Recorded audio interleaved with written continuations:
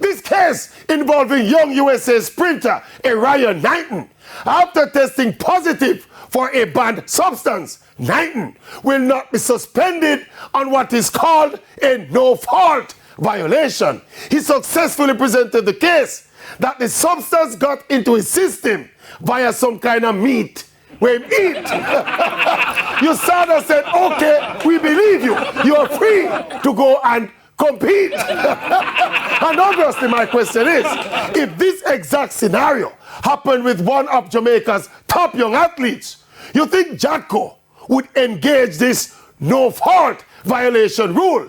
You think a panel of Jamaicans would accept that meat-eating story and set our athlete free? That will never happen. We will never live to see that happen. Our people would have called the police and lock him up, and that's where the key.